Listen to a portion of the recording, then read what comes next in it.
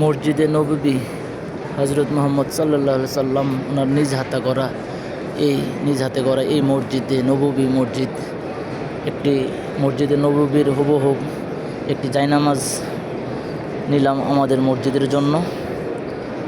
মসজিদের জন্য একটি জায়নামাজ নিলাম।